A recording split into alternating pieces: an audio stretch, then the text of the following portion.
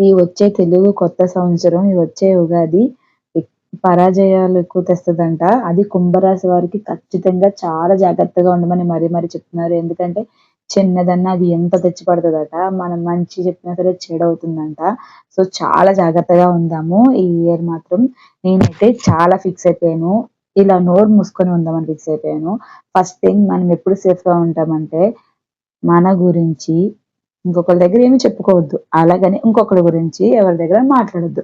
ఇది చాలండి మనం చాలా సేఫ్‌గా ఉండడానికి. ఇలా ఉన్నప్పుడు ఒక థర్డ్ లెటర్ గాని, థర్డ్ వర్డ్ గాని మన గురించి ఎవరి దగ్గరైనా వచ్చినా లేదా మనం అన్నట్టు ఎవరైనా చెప్పినా అది క్లియర్‌గా తెలిసిపోతుంది. నేను అనలేదు. నేను చెప్పలేదు. సో, అది ఫేక్. అంతే కదా! అనుకున్నవాడిది పాపం లేకపోతే లేదు. సో, ఈ సంవత్సరం ఈ ఉగాది నుండి ఉగాది దాకా ఎందుకు ఇప్పటి నుండే నేను ఆల్రెడీ ఎప్పటినుండో చేస్తున్నాను.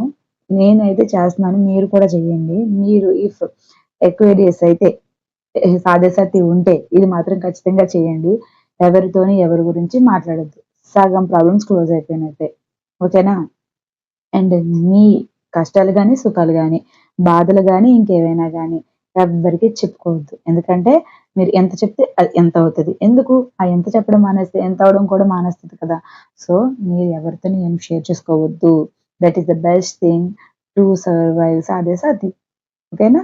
నేనైతే ఇది ఖచ్చితంగా చేస్తాను. మీరు కూడా చేయండి. ఈ ఉగాది నుండి వచ్చే ఉగాదికి ఖచ్చితంగా హ్యాపీగా ఉండాలి. ఎవరి దగ్గర మాటలు పడొద్దు. అండ్ పర్సనల్‌గా చెప్తున్నాను. హెల్త్ కేర్ ఖచ్చితంగా తీసుకోండి. Health is more important. Health మీద చాలా ఎఫెక్ట్ పడతదంట. శనిదేవుడు ఎళ్ళేటప్పుడు మంచి చేస్తారు. కానీ కొంచెం మన హెల్త్ గురించి మనం కూడా చాలా జాగ్రత్తగా తీసుకోవాలి. ఆల్రెడీ నాకు చాలా ఎఫెక్ట్ అయినాయి. థైరాయిడ్ వచ్చింది. స్పాండిలైటిస్ ఆల్రెడీ ఉంది. సో, నేను కొంచెం నా హెల్త్ మీద కాన్సంట్రేషన్ పెట్టుకున్నాను. మీరు కూడా మీ హెల్త్ పైన కాన్సంట్రేషన్ చేయండి. ఇందులో ఈ ఎక్వేరియస్‌తో ఒకవేళ ఎల్డర్ డాటర్ అయ్యుండి ఉంటే మాత్రం ఇంకొంచెం తలనొప్పి పెరిగిపోతాయండి. సో, కొంచెం జాగ్రత్తగా ఉండండి. ఎందుకంటే ఎల్డర్ డాటర్స్‌కి కొంచెం కోపం ఎక్కువ ఉంటది కదా! ఆ కోపం వల్ల నోటి దురద కూడా ఎక్కువ ఉంటది కదా! ఆ నోటి దురదతో, ఆ కోపంతో లేనిపోనివన్నీ తెచ్చి నెత్తిన పెట్టుకుంటారు. సో, అలాంటి నెత్తిన తెచ్చి పెట్టుకోకుండా హ్యాపీగా దేవుడిని స్మరించుకుంటూ, దైవ దర్శనాలు చేసుకుంటూ, ఎప్పుడు దేవుడి గదిలోనే ఉంటూ, మీ పని మీరు చేసుకుంటూ ప్రశాంతంగా ఉండండి. దానికి మించిన రెమెడీస్ అస్సలు లేనే లేవు. బట్ నిజంగా చెప్తున్నాను ఈ సాధ్యసాధ్య చాలా అంటే చాలా నేర్పించింది. ప్రతీదీ మీతో షేర్ చేసుకోవాలనుకుంటున్నాను. సాధ్యసాధ్య వల్ల నా కోపం, నా కంగారుతనం, ఇంకా చాలా నా తింగరతనం అన్నీ కూడా తగ్గినియి. ఇలా షట్ డౌన్ అయినియనమాట.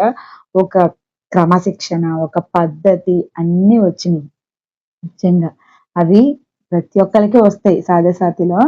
ఈ ఏలినాటి శనిలో రాకపోతే ఇంక వాళ్ళ కర్మ. అంటే ఆ శనిదేవుడు కూడా నేను మార్చలేనురా నిన్ను అనేటోళ్ళని మనం ఏం చేయలేము. కానీ శనిదేవుడు వచ్చాడంటే మనం ఎప్పుడైనా రాంగ్ వేలో ఎళ్తున్నప్పుడు మనల్ని సెట్ చేయడానికి శనిదేవుడు వస్తారంట.